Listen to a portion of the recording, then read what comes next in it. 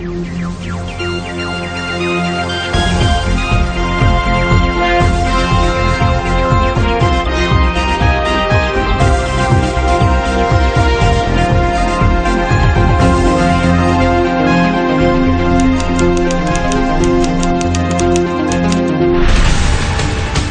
commenced two-day official visit to India, holds bilateral discussion with Indian Prime Minister. Minister Sajid Premadasa makes comparison between the former and present president. රටට සංවර්ධන පංගුවක් කඩාගෙන එන්න අපේ හිටපු ලොක්ක යනවා හමුදා බලෙන් උගණ්ඩාව පාලනය කරන උගණ්ඩාවේ ජනාධිපතිවරයාගේ පදවි ප්‍රාප්ත ඔන්න වෙනස. Government focuses on establishing LNG plants instead of coal power plants. Farmers in discomfort as seed paddy cultivation in 4,000 acres of land not being purchased. Hello there, very good evening and welcome to our primetime news bulletin. I'm Shane Silva. And I'm Jikemi Gurasena. Let's now take a look at the stories in detail.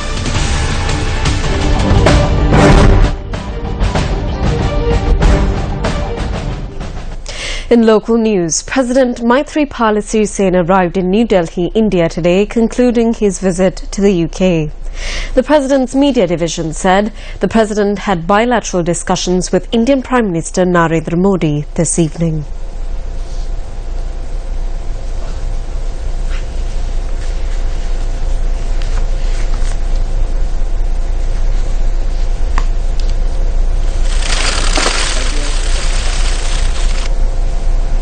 President Maithripala Sirisena is visiting India following an invitation extended by the Indian Prime Minister. The President, who is on a two-day official visit, was welcomed to India by a delegation headed by the Indian Minister of State for Defence, Rao Inderjit Singh. Indian media reported that the Indian Prime Minister will host President Sirisena for a dinner tonight. The President will participate in Kumbh Mela, a religious ceremony which will be held in Ujjain in the Indian state of Madhya Pradesh. The presidential media unit said that the President will tour Sanchi as part of his visit, in which he will also unveil a monument of Anagarika Dharmapala.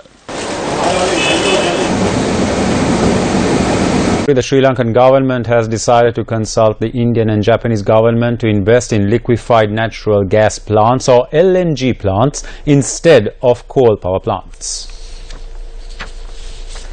A decision has been made after the Cabinet Subcommittee on Economic Management made inquiries over the energy requirements.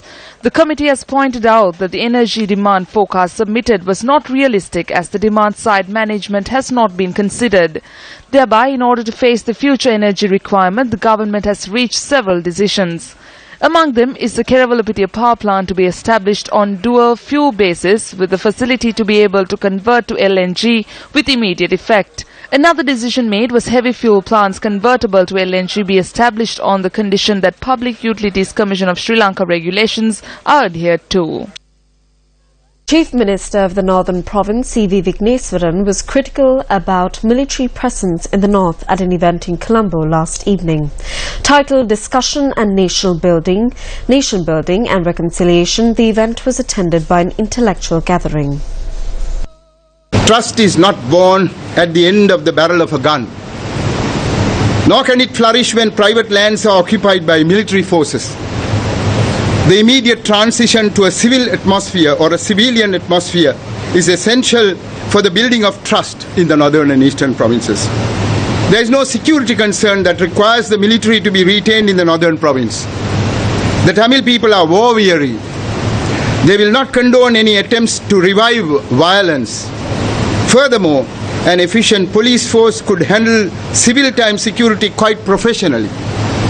There is no need for the military to continue to be in the north, usurping and using people's lands, buildings, trades and livelihood sources. A possible revival of LTTE activities are often quoted as the reason for the continued stationing of the army. It is my position that Prabhakaran was the creation of state terrorism, destructing the Tamil community. If the government were to continue to station the army amidst the victims of the erstwhile war, you cannot blame anyone if another Prabhakaran gets reincarnated. The Chief Minister also commented on using the term nation building. We are a multi-ethnic, multilingual multi-religious society.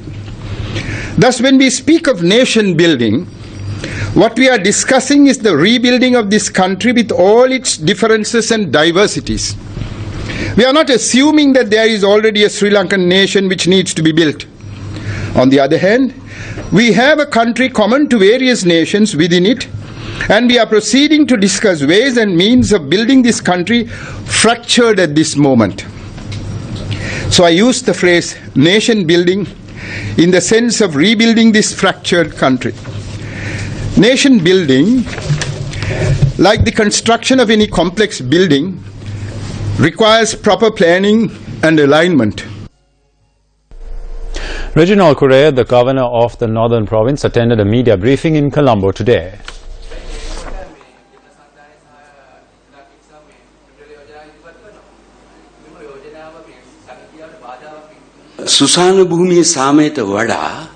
There is a peace in the cemetery because none are alive. The peace of the dead lies in the cemetery. We do not require the peace of the cemetery. We want flowers to bloom and for ideas to come alive. The positive ones will move ahead. Democracy is not something that will be done by force. We can achieve victory through ideological struggles. අපිට මතවාදී අරගලකින් ජයග්‍රහණය කරගන්න පුළුවන් වේවි.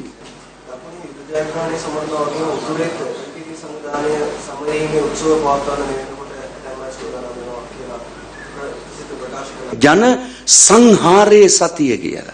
They are saying that they are celebrating a massacre. They were careful not to mention the fact that they are celebrating the LTTE. That is why they replaced the word. One has the right to commemorate their deceased relatives. Including a different ideology into that is a separate issue. The LTTE is a banned organization in the country and it cannot be celebrated. LTT එක සමරන්න බෑ.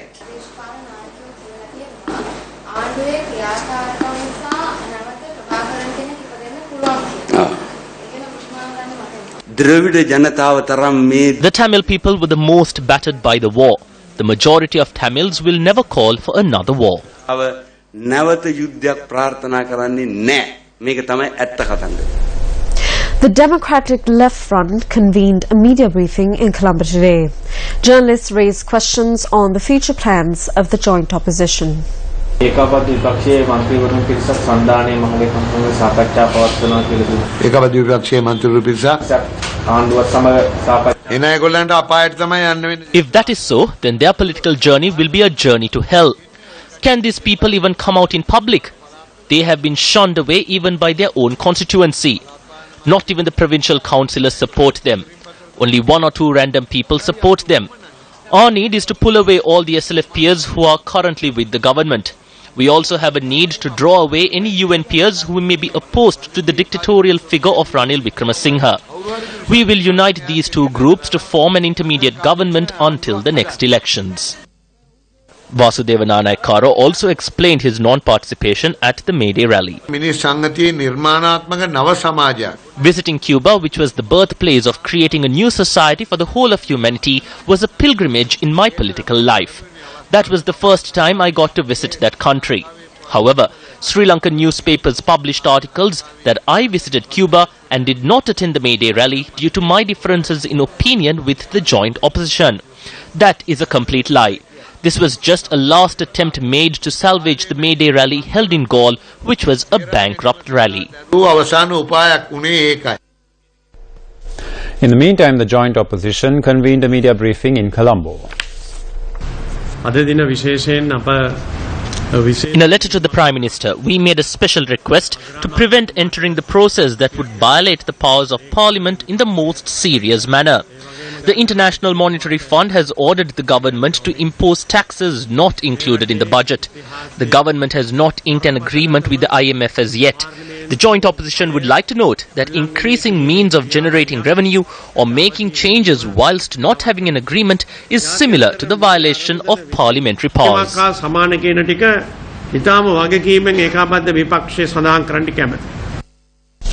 In more local news, Minister Sajid Premadasa presided over an event in Galle to present loans for the construction of houses. While 727 persons were given housing loans in the Galle district, 154 individuals were given material aid for housing constructions. In line with this, 35 families were given deeds for houses. වර්තමාන ජනාධිපතිතුමා ගිහිල්ලා තියෙනවා. What is the objective of the president's visit to Great Britain? The aim of his visit was to bring in great development to Sri Lanka through close collaboration and discussion with countries which can assist and can add value to Sri Lanka in terms of finances and its good decorum. Then on the other hand, our former president attends the swearing-in ceremony of the president of Uganda, who is responsible for the militarization of the whole country, putting the opposition leader behind bars and banning social media networks such as Facebook, Twitter and the search engine Google. Everyone keeps asking about what the difference is. Well, this is the difference. Our leader goes to Britain to bring back with him a share of its development. However, our former leader goes to the swearing-in ceremony of the president of Uganda, who is ruling the country through its military.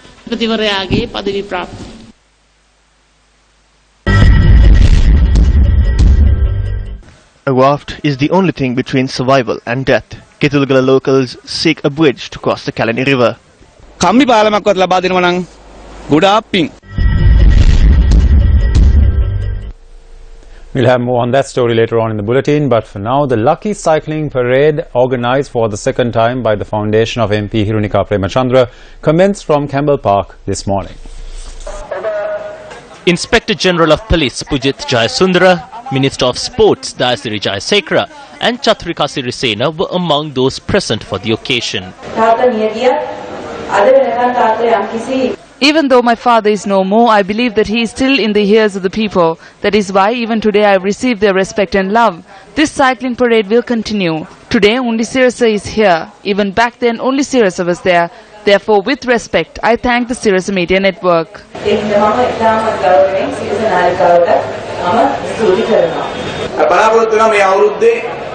During this year, we hope to direct all the students under the age of 14 from all the schools to a separate examination to decide on what sport suits them.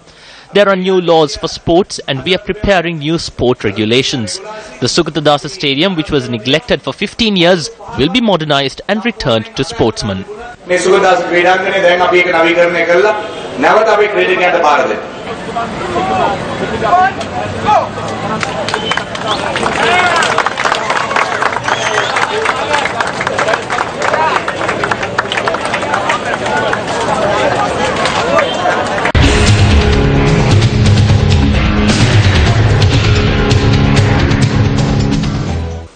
More than 40 days have passed since these paddy seeds were sown, but they still have not reached a height of even 6 inches.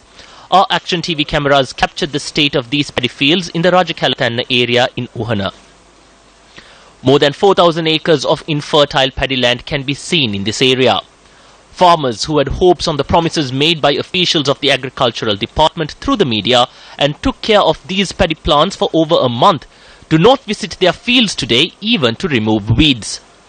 A number of farmers visited their fields this morning after hearing that Action TV was visiting the area in order to expose their plight to the country.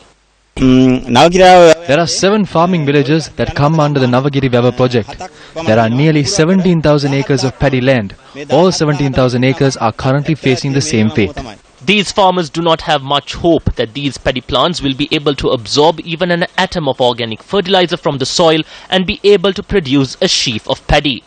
This is because fertilizer that should be applied when paddy is sown was not received on time, and however much fertilizer is applied now, it does not serve any purpose. This is not the belief of the farmers, but the reality that they have to face. From the entire island, it was the paddy lands of the Batiklo district, including these paddy farms, that were the first to reach the cultivation stage during this Yalla season.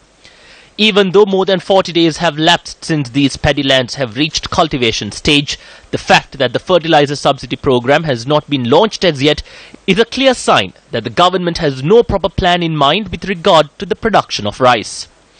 When considering the paddy cultivation of the country, these 4,000 acres of paddy land play an important role since they source the seed paddy for the Department of Agriculture. Another problem these farmers face is that stocks of seed paddy produced by them during the last season was not purchased by the Department of Agriculture.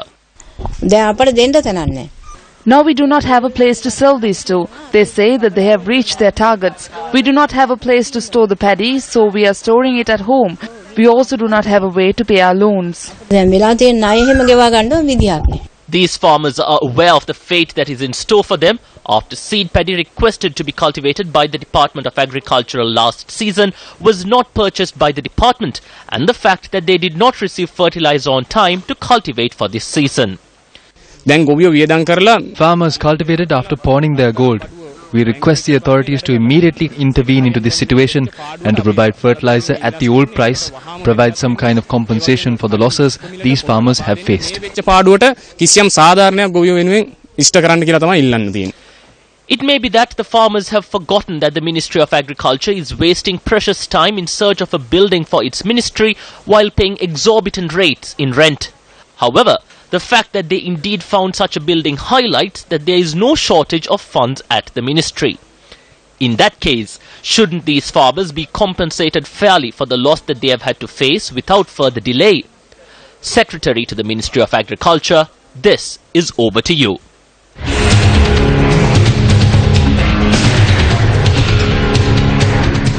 Still in local news, Secretary of Defence Karunasena Hettiarachchi commented on maritime security at the 8th Global Environment Facility Biennial International Waters Conference in Colombo. With my present position also as a Secretary of Defence, I have to focus on the marine Indian Ocean security. So I think, as you all know, more than 200 vessels pass through the southern tip of Sri Lanka daily. So many ships are moving. More than 50% of the food and fuel is transported from the west to the east and east to the west in this area. So Indian Ocean security is very important.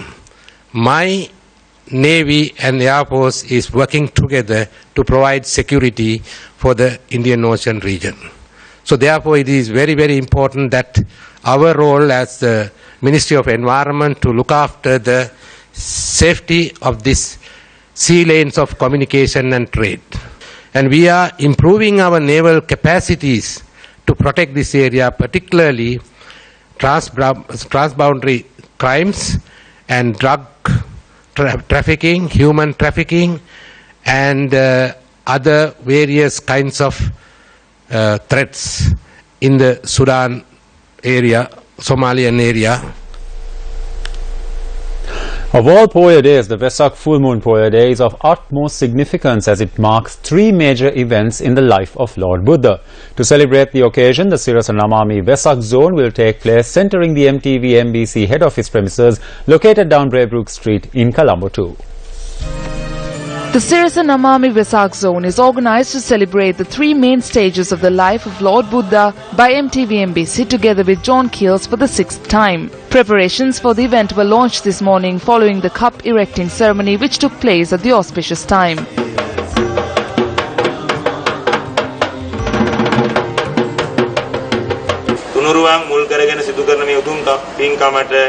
May this Vesak Zone, organised by MTV-MBC and John Keels, make for a time with meritorious deeds to take place, casting aside all differences.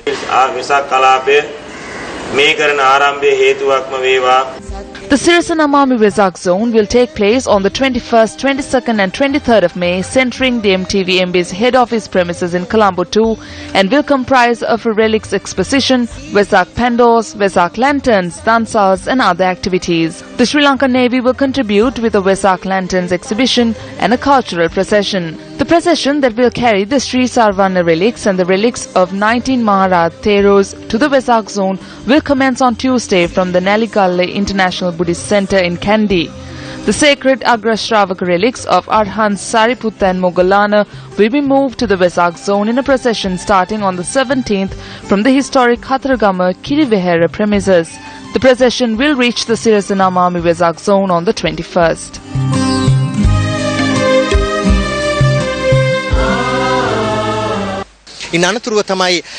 Devotees will be given the opportunity to pay homage to these sacred relics on the 21st, 22nd and the 23rd. In addition, devotees will be able to witness the Vesak Pandal and devotional songs.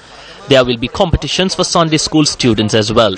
The Vesak Zone will feature many other events. We invite all the Buddhists in Sri Lanka to come visit this Vesak Zone.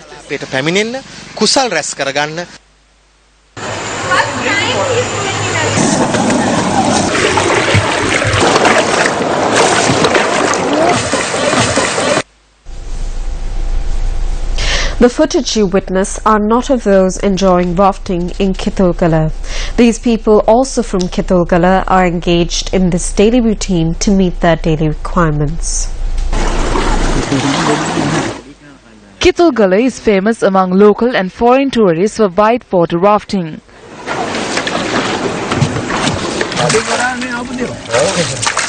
However, these locals rowing their boat are not doing it for sport or fun.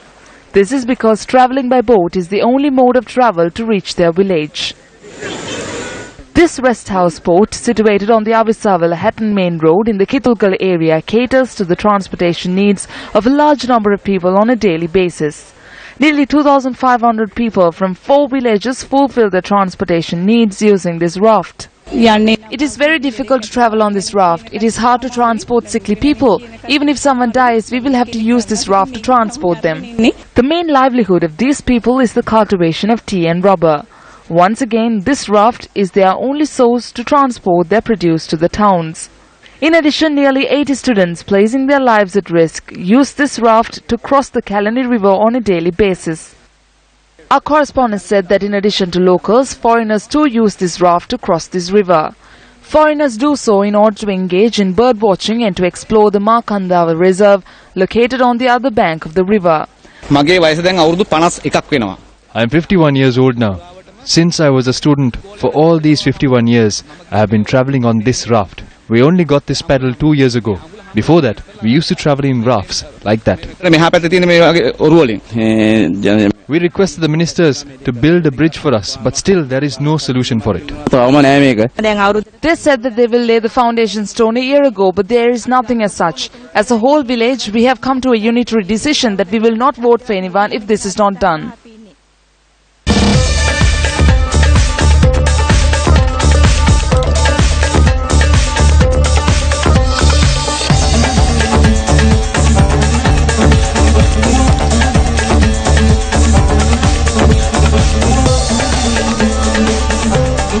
It's been a year since Sivaloganath Vidya was raped and murdered in Poonkudithivu, Jaffna.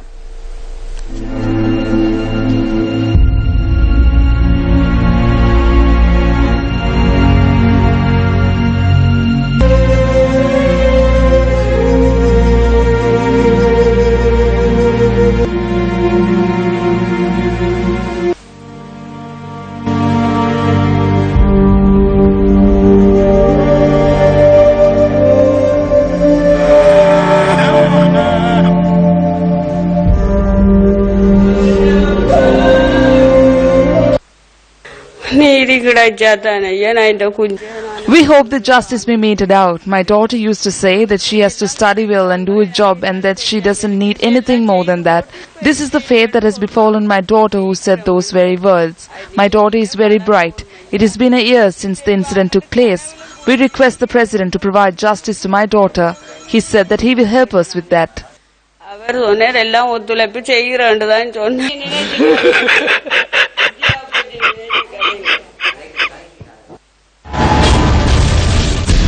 Vidya, who left for school, doesn't return home. Vidya's body is found. The villagers of Poonkudithivu engage in a protest against Vidya's death. 3 suspects taken into custody. Funeral takes place. Number of protests staged around the island. Another 5 suspects in relation to the incident arrested. Condolences shared for Vidya in Parliament. Delay in the submission of the DNA report on the murder. The 10 suspects still remain in remand custody. CID informs court that an individual who arrived from Switzerland was given the plan to kill Vidya. Kites Court summons the chief engineer of Gentech.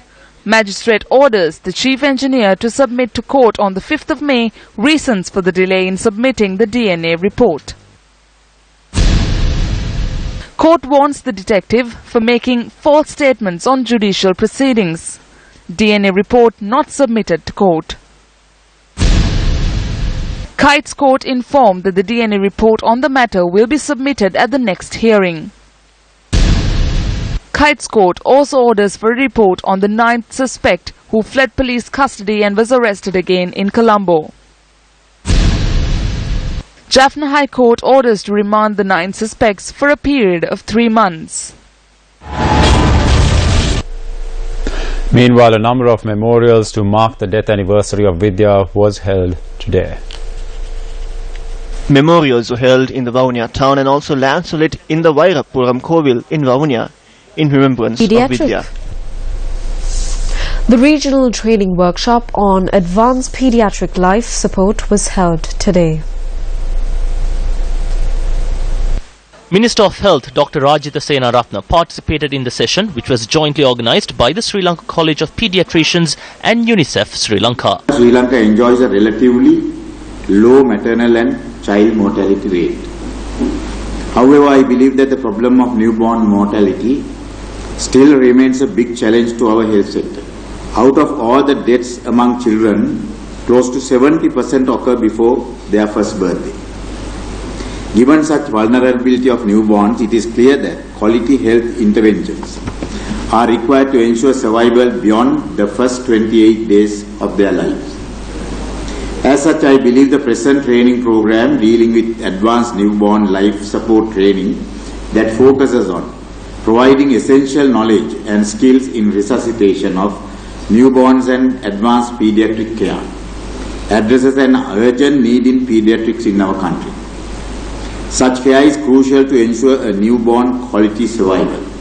I believe Sri Lanka is an ideal setting for South-South exchanges of the present nature, and we are delighted to facilitate this important endeavour by hosting this APLS training program in Sri Lanka.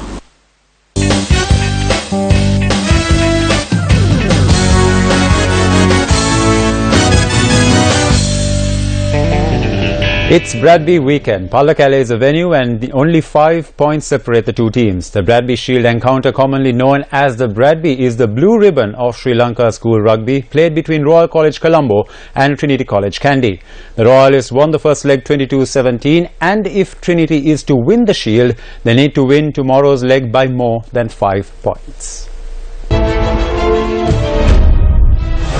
The annual rugby encounter between Royal College and Trinity College commenced on the 31st of July 1920. In 1945, the principal of Royal College, E.L. Bradby, put forward the idea of playing an annual 2-match series, and since then the encounter was played for the Bradby Shield. Trinity College Kandy had won the Bradby Shield on 39 previous occasions, while their opponents, Royal College Colombo, won the Shield on 31 occasions. We are training as a team these days. We have a strong lineup. We hope to win the second leg as well. We prepared to face Royal College at Saturday's second leg. We trained hard and we are ready. The team is ready. Our aim is to win. This is the 72nd Bradby Shield encounter.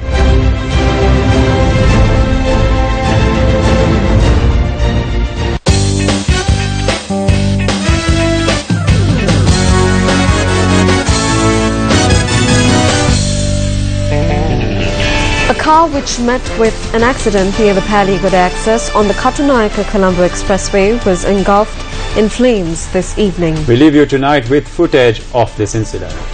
I'm Jitendra Gunasena. I'm Shen Silva. Take care and good night. Good night.